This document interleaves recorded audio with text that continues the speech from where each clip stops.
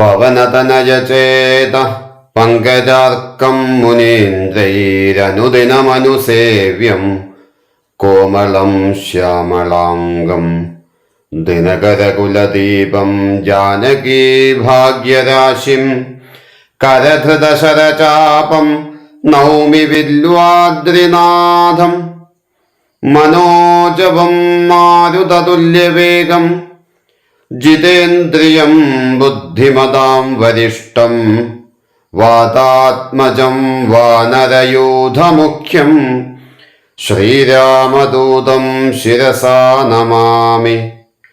നാന്യാ സ്പൃഹാ രഘുപതേ ഹൃദയേ സ്മദീയേ സത്യം വദാമി ച ഭവാനഖിലാന്തരാത്മാ ഭക്തിം പ്രയച്ഛ രഘുപുങ്കവനിർഭരാം മേ കാമാദിദോഷരഹിതം കുരു മാനസം മേ.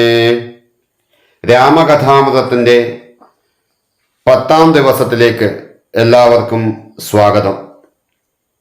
രാമദാസനായ ഹനുമാൻ തുടരുന്നു. മൈനാകപർവ്വതത്തിന്റെ പ്രചോദനത്തിൽപ്പെടാതെ ഹനുമാൻ ലങ്കയിലേക്കുള്ള യാത്ര തുടരുന്ന ഭാഗം വരെയാണ് ഇന്നലെ നമ്മൾ കേട്ടത്. അടുത്ത ഹനുമാന്റെ ശത്രു നിഴൽ രാക്ഷസിയായിരുന്നു. രൂപമില്ല, നിഴൽ മാത്രം. ആരാണ് ഈ നിഴൽ? സംശയമില്ല, നമ്മുടെ ഉള്ളിലെ അഹംബോധം തന്നെയാണ് നിഴൽ. അത് നശിപ്പിക്കാതെ ജീവിതസാഗരം താണ്ടുവാൻ ആർക്കും സാധ്യമല്ല. അഹങ്കാരം എപ്പോഴും കൂടെയുണ്ടാവും. അതൊരു നിഴലാണ്. ആ നിഴലിനെ കുത്തിയിട്ട് കാര്യമില്ല, സംഹരിക്കുക തന്നെ വേണം. ഈ ഛായാഗ്രാഹിണിയെ തൊഴിച്ചു കൊന്നിട്ടായിരുന്നു ഹനുമാന്റെ യാത്ര. മായയെ ജയിക്കേണ്ടത് ആത്മജ്ഞാനത്താലാണ്.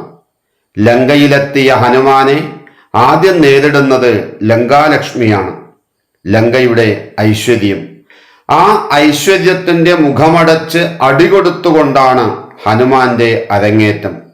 ശത്രുവിന്റെ ഐശ്വര്യം കെടുത്തിയ ശേഷമേ അയാളെ ആക്രമിച്ചിട്ട് ഫലമുള്ളൂ.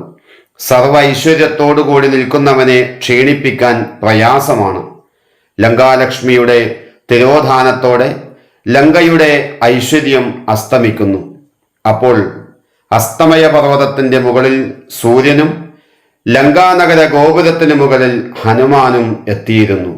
ഗുരുവിന്റെ അസ്തമയപ്രഭയാൽ ശിഷ്യന്റെ പൂർണോദയത്തിന് ലങ്കാമകുടം സാക്ഷ്യം വഹിച്ച നിമിഷമായിരുന്നു അത്. ഇതിനെയാണ് മാരുതി മാനേജ്മെന്റ് എന്ന് ആധുനിക കാലത്ത് വിളിക്കേണ്ടത്. പിന്നീട് സീതാദർശനത്തെക്കുറിച്ചാണ് സൂചിപ്പിക്കുന്നത്. അശോകവനത്തിലെ ശിംശിപാവൃക്ഷത്തിലിരിക്കുന്ന സീതയെ കണ്ട ഉടൻ ഹനുമാൻ പ്രത്യക്ഷപ്പെടുന്നില്ല. സൂക്ഷ്മ ശരീരിയായി ഒരു മരത്തിലിരുന്നു കൊണ്ട് ചുറ്റുപാടും വീക്ഷിക്കുകയാണ് ആദ്യം ചെയ്തത്. അതാണ് ഉത്തമനായ ദൂതന്റെ ലക്ഷണം. പിന്നീട് സീതയ്ക്ക് തന്നിൽ വിശ്വാസം വരുവാനായി ശ്രീരാമചരിതം രസകരമായി പറയുന്നു. പിന്നീടാണ് സീത സമക്ഷത്തെത്തി സ്വന്തം ചരിതം പറയുന്നത്. രാമദാസനായ ഞാൻ സുഗ്രീവന്റെ ഭൃത്യനാണ് എന്നാണ് പറയുന്നത്. ശ്രദ്ധിക്കുക, സ്വന്തം കുലമഹിമയല്ല ഹനുമാൻ ആദ്യം എടുത്തു കാട്ടുന്നത്, തൻ്റെ കർമ്മമണ്ഡലമാണ് ആദ്യം വെളിവാക്കുന്നത്. അസാധാരണമായ വ്യക്തിത്വ പ്രകടനമാണിത്. ദാസോസ്മി കോസലേന്ദ്രസ്യ രാമസ്യ ഞാൻ സുമുഖീ കവികുല തിലകനായി സൂര്യാത്മജൻ സുഗ്രീവഭൃത്യൻ ജഗൽ പ്രാണനന്ദനൻ. ഇങ്ങനെ എഴുത്തച്ഛൻ ആ വാക്കുകളെ മനോഹരമായി വർണ്ണിക്കുന്നു.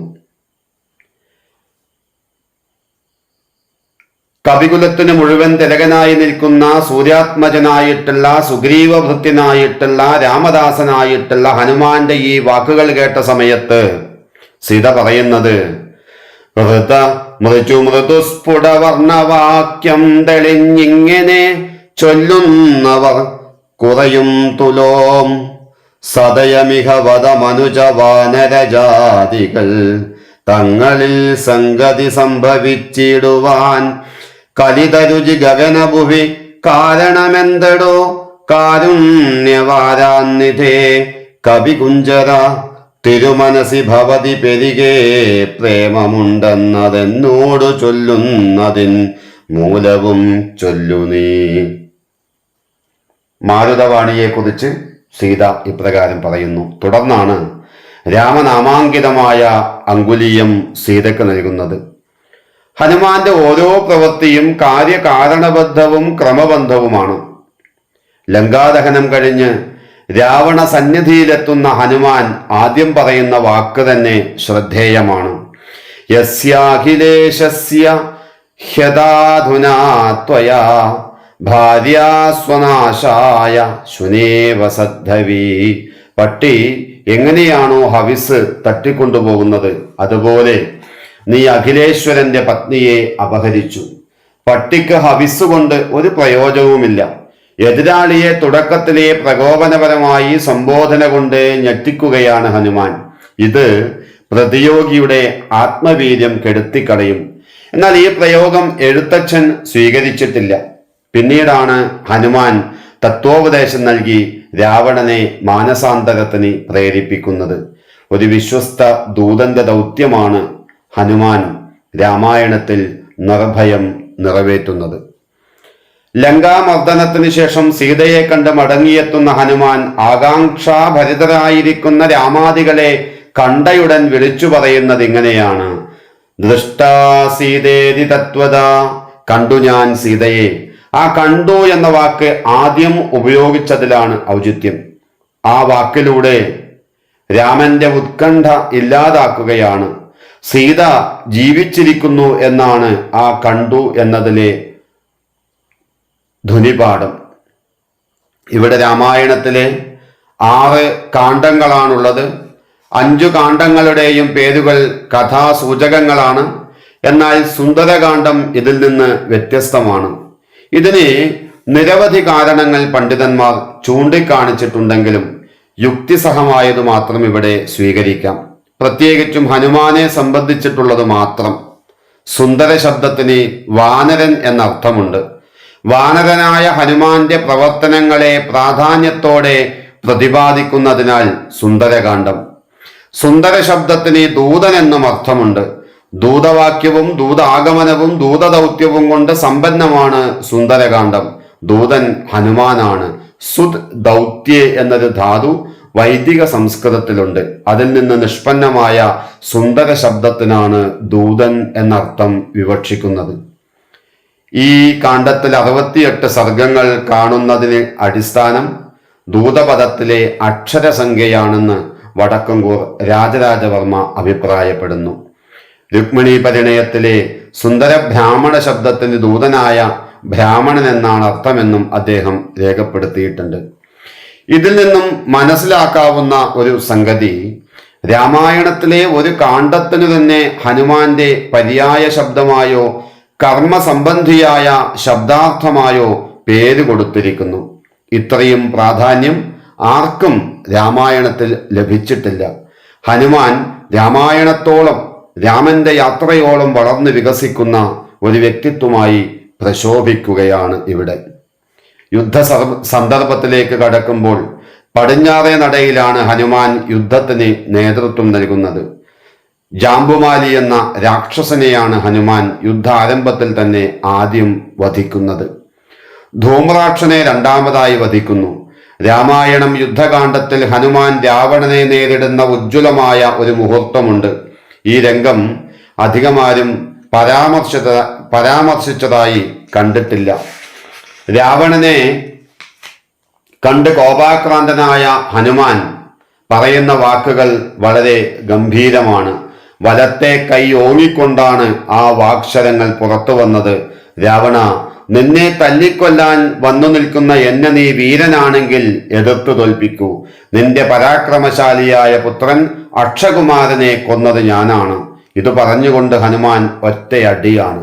ആ അടിക്ക് തന്നെ ബോധം കെട്ട് രാവണൻ തേർത്തട്ടിൽ വീണു.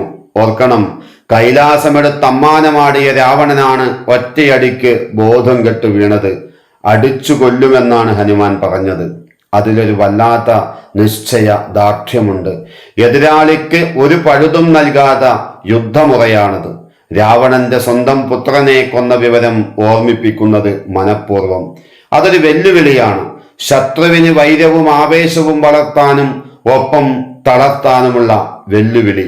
ആ ഓർമ്മയിലൂടെ രാവണൻ എത്ര ശക്തമായി തിരിച്ചടിച്ചാലും തനിക്കത് പ്രശ്നമല്ല എന്നാണ് ഹനുമാൻ ഈ വാക്യത്തിലൂടെ വെളിപ്പെടുത്തുന്നത്.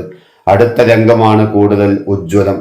ഹനുമാന്റെ അടിയേറ്റ് വീണ രാവണൻ കുറച്ചു കഴിഞ്ഞ് ബോധം കെട്ടി എഴുന്നേൽക്കുമ്പോൾ ഹനുമാൻ പറയുന്നത് ഇങ്ങനെയാണ്: രാവണ, നമുക്ക് തമ്മിൽ പോരാടാം. കാരണം എന്റെ അടി കൊണ്ടിട്ട് രണ്ടാമതൊന്ന് എഴുന്നേൽക്കുന്നവൻ നീ മാത്രമാണ്. ദിഗസ്തു മമ വീര്യേൻ നയസ്ത്വം ജീവസി രാവണ. എത്ര ശക്തമായ വാക്കുകൾ! അതായത് തനിക്ക് താൻ പോന്ന ശക്തികളോട് മാത്രമേ പോരാടൂ എന്നാണ് ഹനുമത് വാക്യത്തിന്റെ സാരാംശം. ഒരു ധീരന് മാത്രം പറയാൻ കഴിയുന്ന വാക്കുകൾ. ഹനുമാന്റെ രണ്ടാമത്തെ ദൗത്യമാണ് ഔഷധാഹരണം. ഇന്ദ്രജിത്തിന്റെ മായാസ്ത്രമേറ്റു മരിച്ച രാമപക്ഷത്തെ മുഴുവൻ ആളുകളെയും ജീവിപ്പിക്കാൻ ഒരു മാർഗമേയുള്ളൂ എന്ന് ജീവൻ അവശേഷിച്ച ജാമ്പവാൻ വിഭീഷണനോട് പറയുന്നു. എങ്കിലോ കേൾക്ക നീ, മാരുതിയുണ്ടെങ്കിൽ സങ്കടമില്ല മറ്റാർക്കും അറിഞ്ഞാലും. മാരുതപുത്രൻ മരിച്ചിരുന്നാകിൽ മറ്റാരുമില്ലൊക്കെ മരിച്ചതിനൊക്കുമേ. അങ്ങനെ എഴുത്തച്ഛനിവിടെ മാരുതി, മാരുതപുത്രൻ എന്നൊക്കെയാണ് പ്രയോഗിച്ചിരിക്കുന്നത്. വായുവിന്റെ പുത്രൻ കാറ്റ്. കാറ്റ് വായുവാണ്. വായു ജീവപ്രാണനാണ്. പ്രാണൻ ഹനുമാനിൽ അടങ്ങിയിരിക്കുന്നു. ഹനുമാന്റെ ശാശ്വതമായ അസ്തിത്വമാണ് ഈ വാക്കുകളിൽ സ്ഫുരിക്കുന്നത്. മാരുതപുത്രനോട് അയോധ്യയിൽ വന്ന് ശ്രീരാമ പട്ടാഭിഷേക സമയത്ത് വേണ്ട വരങ്ങളൊക്കെ ചോദിക്കാൻ വേണ്ടി പറയുന്നു. അവിടെ ഹനുമാൻ പറയുന്ന മറുപടി രാമായണത്തിലെ ഏറ്റവും ഫലപ്രദവും ശ്രുതിമംഗളവുമായ വാക്യം: നിൻ തിരുവടി തന്നുടെ നാമവും ചാരുചരിത്രവുമുള്ള നാൾ ഭൂമിയിൽ വാഴ്വാൻ അനുഗ്രഹിച്ചിടണം. രാമനാമം കേട്ടുകൊള്ളുവാനാരദം രാമജപസ്മരണ ശ്രവണങ്ങളിൽ മാമകമാനസേ തൃപ്തി വരാ വിഭോ.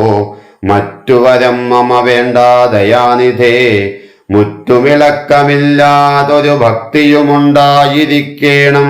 ഹനുമാന്റെ അചഞ്ചലമായ ഭക്തിക്ക് ഇതിൽ കൂടുതൽ മറ്റെന്തു വേണം? ഒരു യഥാർത്ഥ ഭക്തന് മാത്രം പറയാൻ കഴിയുന്ന വാക്കുകൾ. ഇത് ഭക്തിയുടെ അപാരതയെ സൂചിപ്പിക്കുന്നു. ചുരുക്കത്തിൽ അധ്യാത്മരാമായണത്തിലെ ഹനുമാൻ കേവലമൊരു വാനരൻ അല്ലെന്നും നരനും നാരിക്കും പ്രകൃതിക്കും പുരുഷനും സീതയ്ക്കും രാമനും മധ്യേ വിളങ്ങുന്ന ഏറ്റവും തിളക്കമാർന്ന കണ്ണിയാണെന്ന് കൂടി തെളിയുന്നു. രാമായണം രാമന്റെ അയനമാണ്. ആ യാത്രയിൽ ആദ്യന്തം കൂടെയുള്ളത് ഹനുമാനാണ്. ഹനുമാനില്ലെങ്കിൽ രാമായണമില്ല. ഹനുമാന്റെ സഞ്ചാര വേഗങ്ങളാണ് രാമായണത്തിലെ യാത്രകൾ. രാമദാസനായ ഹനുമാനെ കുറിച്ചുള്ള ചിന്തകൾ ഇവിടെ അവസാനിക്കുന്നു. പുതിയ ചിന്തകളുമായി നാളെ കേൾക്കാമെന്ന പ്രതീക്ഷയോടെ എല്ലാവർക്കും നമസ്കാരം.